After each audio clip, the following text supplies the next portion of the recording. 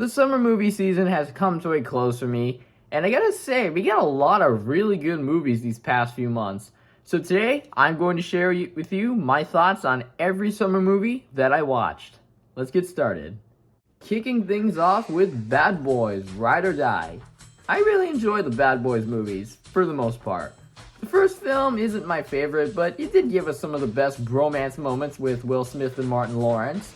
The second film was a vast improvement and easily my favorite of the series, completely on the basis of the fact that it felt more fun and the story was more engaging.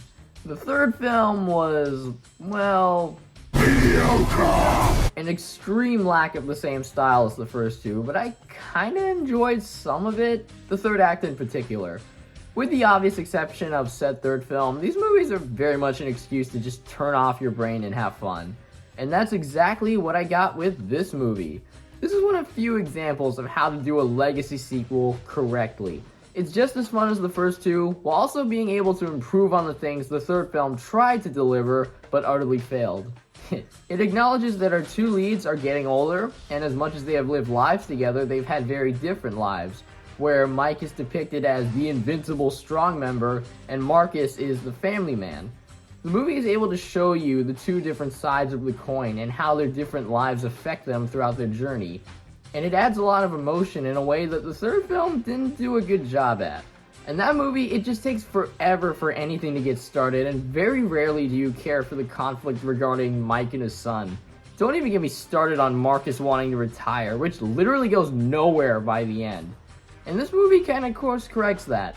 This time, it plays as a much more personal story while delivering the same laughs, the same action, the same fun dynamic between the two main characters. This was a fun ride from beginning to end that absolutely was able to recapture the magic. Dare I say it, this might be my second favorite Bad Boys movie. I know this sounds crazy, but you know what? I'm rolling with it. I've reviewed Inside Out already in its own video, so I'll try to keep this review as brief as I can. But overall, this movie just gets better the more I think about it. I don't know if this really will be the last personal story from Pixar, but even if it is, damn did they deliver a banger. After a decade-long streak of unnecessary sequels, in comes one that's surprisingly able to take the story in a natural direction that's well-written, much more compelling, consistently funny, shockingly realistic, great film. It really is one of the most relatable films to come from the studio in a long time, that offers so much for the casual viewer to break down and analyze. But again, I have a whole video discussing my thoughts, so I won't say any more. Bottom line, this is the best Pixar film we've gotten since Toy Story 3, that absolutely deserves all the acclaim and success it's getting. It feels good to see Pixar hit a home run again. Even though it hasn't beaten out that stupid live-action Lion King movie, come on! A Quiet Place Day 1. I had already seen the first two Quiet Place movies a long time ago during the pandemic, and my feelings toward them are the same as how I feel about them now.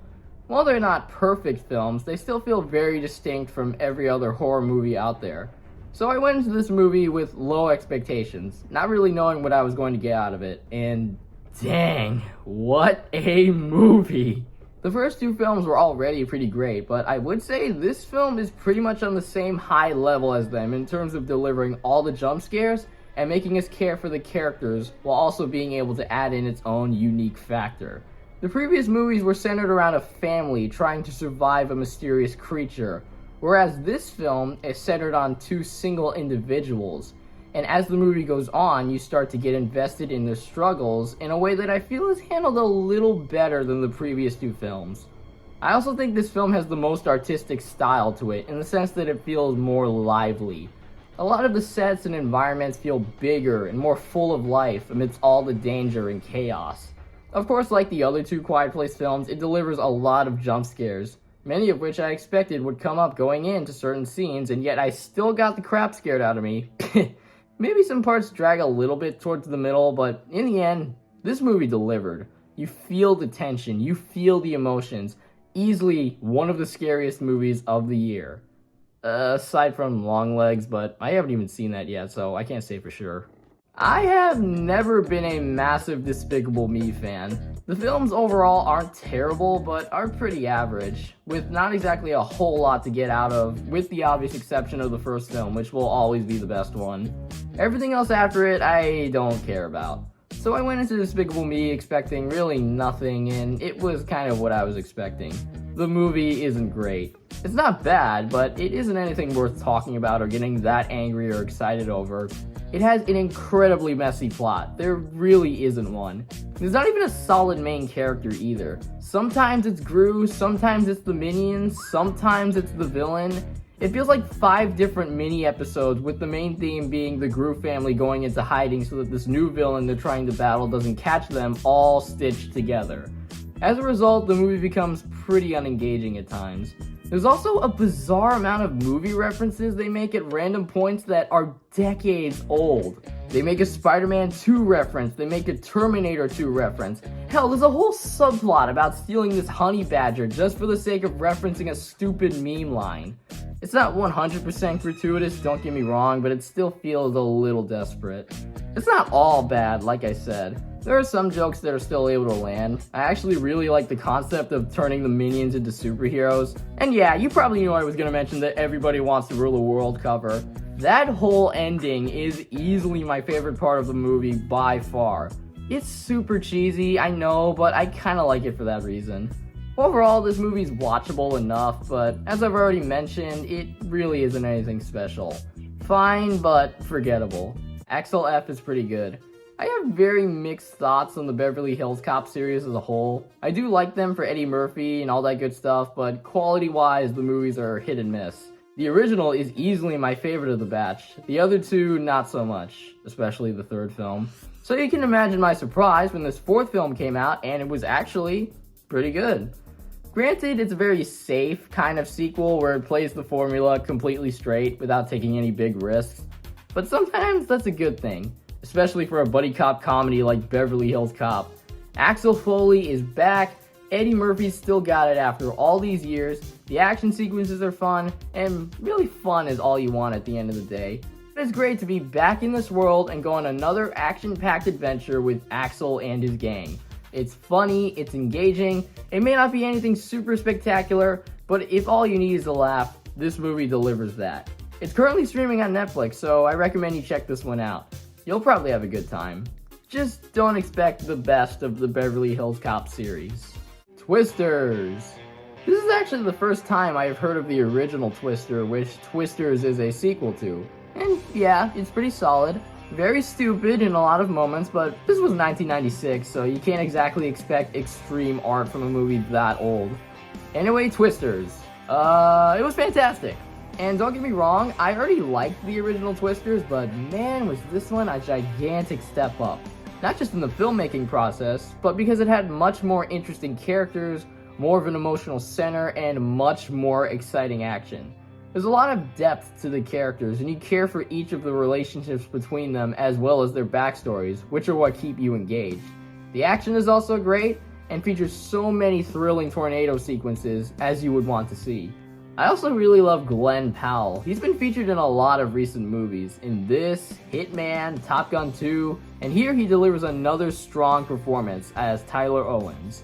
Daisy Edgar Jones, while not quite as charming as Powell, is still good and brings a lot of heart and emotion to this movie, with an extremely strong emotional backstory and the most interesting arc. Why does she look like a young Anne Hathaway? Like, I can't get that image out of my head. It's a lot of fun, with plenty of action, plenty of heart, plenty of tension. I had a great time at the movies, and I highly recommend you check it out.